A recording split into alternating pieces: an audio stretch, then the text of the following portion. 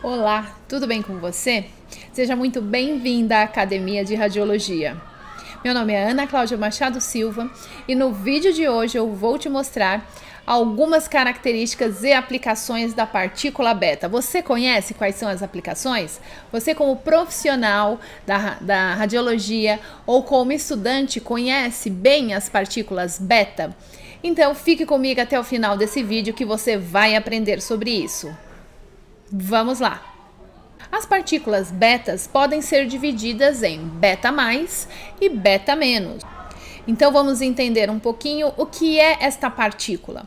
Então a partícula beta, ela pode ser classificada como radiação corpuscular. Então, pelo mesmo motivo que eu justifiquei para você no vídeo anterior sobre a partícula alfa, aqui vale a mesma explicação. Então a partícula beta, ela recebe justamente esse nome de radiação corpuscular porque ela é considerada uma partícula com massa, ela é uma partícula com massa e também com carga, por isso vamos ter a beta mais e a beta menos.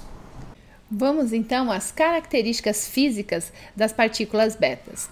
Então elas são formadas basicamente, ou ela é um elétron, que aí a gente chama de negatron, ou ela é um pósitron, que no caso aí é um elétron com carga positiva, e aí ela é conhecida como pósitron.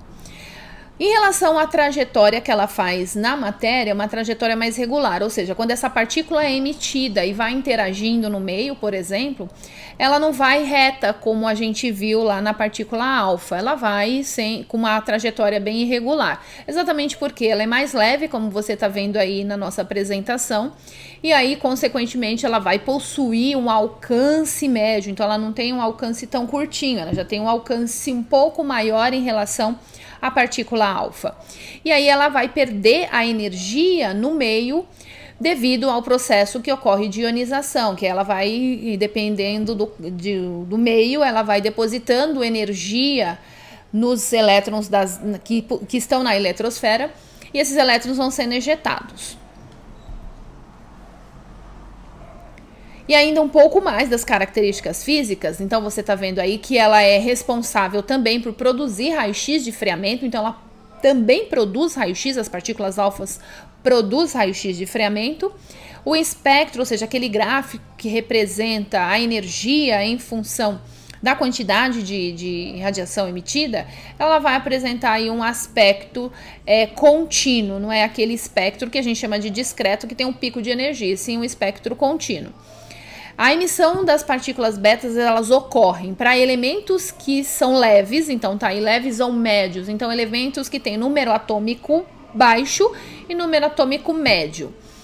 E também está relacionado ao excesso de prótons. E também a emissão de partículas alfa por alguns elementos está relacionado aí ao excesso de prótons ou mesmo excesso de nêutrons. Agora vamos entender as aplicações. Eu acho que o mais interessante de tudo isso, de conhecer algumas características dessas partículas beta mais e beta menos, é saber, afinal de contas, para que serve uma partícula beta mais, para que serve uma partícula beta menos. Eu acho que é o mais interessante de tudo. Uma vez que você compreende o conceito, entender que esse conceito tem uma aplicação prática, e uma aplicação prática na sua área, na área que você escolheu ou na área que você atua, que é a radiologia. Então, a partícula eu separei aí beta menos, que a gente também, alguns autores chamam ela de negatron. Ela é utilizada muito para tratamento. E aí, um pouquinho antes da gente ver as questões de tratamento, a gente precisa entender quando um elemento emite uma beta menos, por exemplo, o que acontece? Lá então, internamente no núcleo vai acontecer uma conversão de um nêutron em um próton. Então significa que o núcleo vai ficar com um próton a mais. Então por isso que lá na transmutação nuclear a gente soma uma unidade no número atômico. Por quê? Porque lá existia um nêutron que se transformou em um próton. E aí nesse processo ela vai emitir também um antineutrino para compensação das energias.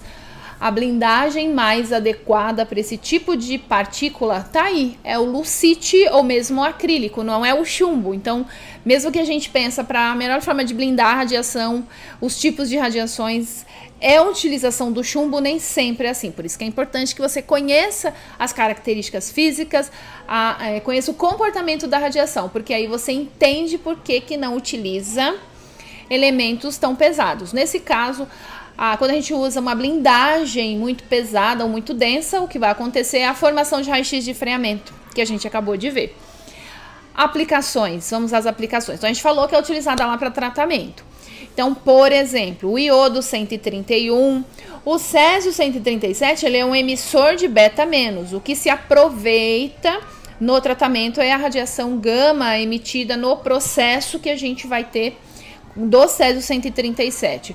O fósforo 32 é utilizado em alguns casos, o estrôncio 90, o potássio 40 é um emissor, então não são todos eles utilizados para tratamento. Então, assim, a aplicação em maior proporção é justamente do iodo 131, que é utilizado na iodoterapia, na parte específica da medicina nuclear para o tratamento do câncer de tireoide.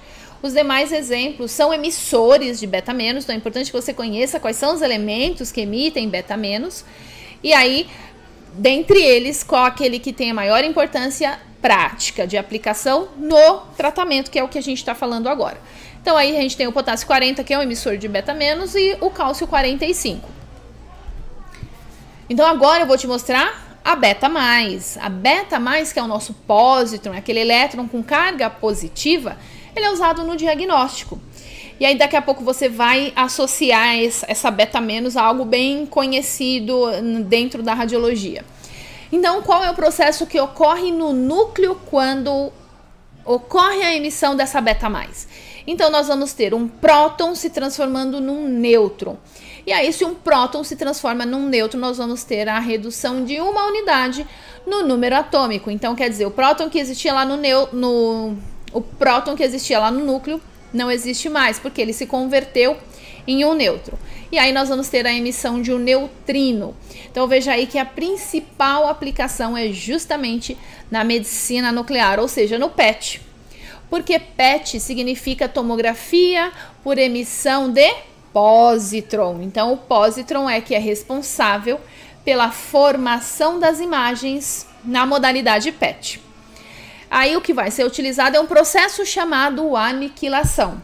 Então esse processo chamado aniquilação é que vai propiciar a formação de duas radiações gama que serão detectadas pelos detectores que estão no equipamento chamado PET. Os principais, aqui eu coloquei alguns radionuclídeos, alguns elementos aí que emitem essa beta-, sendo o principal deles o que você está vendo aí logo em primeiro, que é o flúor 18. Então é exatamente por isso que para realizar exames de PET a gente administra no paciente o elemento flúor 18. Aí a gente tem o sódio 22, o nitrogênio 13, o carbono 11 e o galho 68, que também está sendo utilizado para a realização de exames em PET. Então, geralmente a gente conhece como PET-CT, mas eu só estou frisando o PET porque é nessa modalidade que a gente utiliza a partícula beta. Se eu falar PET-CT, o CT a gente utiliza raio-x porque é uma tomografia computadorizada. Tudo bem com esses conceitos? Espero que você tenha agora ampliado mais ainda o seu horizonte de conhecimentos em relação às radiações, em relação às partículas. Então eu vejo você no próximo vídeo, onde eu vou te falar um pouco mais sobre a radiação gama. Mas antes de finalizar esse vídeo, se você gostou, dê um like no vídeo. Se você acha que isso é importante não só para vocês, mas para os seus amigos, para a sua rede de amigos, não deixe de compartilhar o nosso vídeo, para que a nossa comunidade cresça cada vez mais e que a gente possa divulgar muito o uso das radiações em todos os lugares em que ela for necessária. Tchau, tchau!